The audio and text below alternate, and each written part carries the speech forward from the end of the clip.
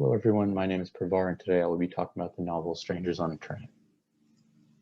So first, a little bit of background on the novel and the author. Strangers on a Train was written by Patricia Highsmith in 1950. Some other novels Highsmith wrote include The Talented Mr. Ripley and Deepwater. The novel takes place in North America, and mostly in the United States, but also Mexico and Canada. At its absolute simplest, the premise of this novel is that two strangers meet on a train and swap murders. Now let's go into just a bit more detail on the novel itself. So the book starts with Guy Haynes, an architect who is taking a train from New York to Metcalfe, Texas, to hopefully divorce his wife Miriam, who had cheated on him earlier. He's hoping to finally divorce her so he can marry his new girlfriend, Anne. On the train, Guy meets Charles Anthony Bruno. They have dinner together, and in a drunken stupor, Bruno tells Guy that he wants his father dead because he wants to claim his large inheritance.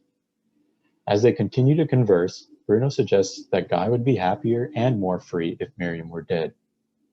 With this, Bruno brings up one of his perfect crimes. He explains that he can kill Miriam if Guy can kill his father, Samuel Bruno, and no one will be able to convict either of them because there would be no motive for either murder. Of course, Guy thinks nothing of this and just ignores Bruno. Guy has just been assigned to a huge job in Palm Beach, which is the Palmyra Club. When he goes to talk to Miriam in Metcalfe, she says she doesn't want a divorce and will just reap the financial benefits of Guy's career by following him to Palm Beach. Irritated, Guy goes to Mexico for a few days to vacation with Anne's family. Meanwhile, Bruno hears of Miriam's intentions and travels to Metcalfe. He strangles Miriam to death at the county fair and then completely disappears. Metcalfe police work hard to find the killer, but no one is found, and they chalk it up to a random maniac. Guy hears of the incident but cannot confirm that Bruno was the murderer. Later, Bruno finally calls Guy and confirms that he is the murderer and that he wants Guy to now complete his end of the deal, but Guy refuses. A few months pass and Bruno begins to stalk Guy in New York and threaten to frame him for Miriam's murder, but Guy continues to ignore him. Bruno then starts to send Guy detailed murder plans every few days along with the gun. He also sends anonymous letters to Anne and a few of Guy's other friends implicating Guy in Miriam's murder. Guy finally caves and goes to kill Bruno's father, but he leaves a few clues at the crime scene, such as bits of the purple women's glove he was given by Bruno. Although Guy commits the murder, Bruno continues to impose himself on him, showing up at Guy's wedding with Anne and their housewarming party. While that is happening, Samuel Bruno's private detective Arthur Gerard goes to work investigating the murder, suspecting Charlie Bruno as the primary suspect. He finds out that Bruno and Guy met on the train, which links Samuel's murder to Miriam's, and also concludes that Bruno killed Miriam, but he does not want to arrest either of the two before they have concrete evidence. As we near the end of the book, Anne becomes pregnant, and Bruno forces his way into Guy and Anne's social circle. They all plan to go sailing together, and Bruno gets tremendously drunk, falls into the water, and drowns. The investigation into the murders ends with no findings, and yet Guy still feels guilty, so he makes the decision to confess his crimes to Miriam's lover, Owen Markham. As the two talk in a hotel room and Guy confesses his entire crime, we learn that Gerard actually tapped into the telephone in the room, and he learns of the entire confession and he arrests Gerard.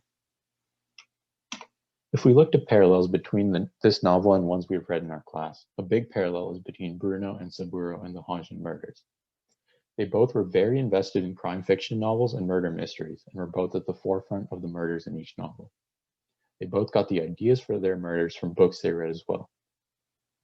Bruno's love for murder mysteries comes back to bite him when he feigns a lack of knowledge about the murderer as Gerard investigates him. Gerard is also easily able to suspect Bruno because Bruno enjoys murder mysteries so much that it immediately links him to his father's murder in some way. We also often see in crime fiction that the author criticizes the society the novel takes place in.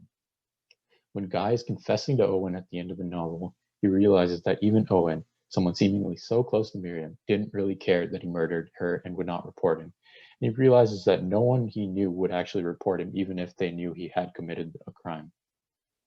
Highsmith criticizes the law system of America in the 40s, essentially saying that the law is supposed to represent the will of society, and yet most of the time it does the exact opposite.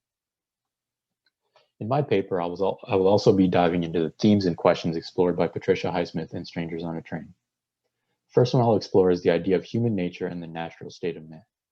In the novel, Bruno is a person with very simple desires and instincts, and we see this with his dialogue and inner thoughts. I think Highsmith used Bruno to ask the question about if the natural state of humans is inherently violent and if stability in society are only constructs. Furthermore, a seemingly regular person like Guy is convinced to commit a crime. Guy starts out believing that he murdered in self-defense, but realizes that he enjoyed the murder, and that maybe that violence is just a part of human nature.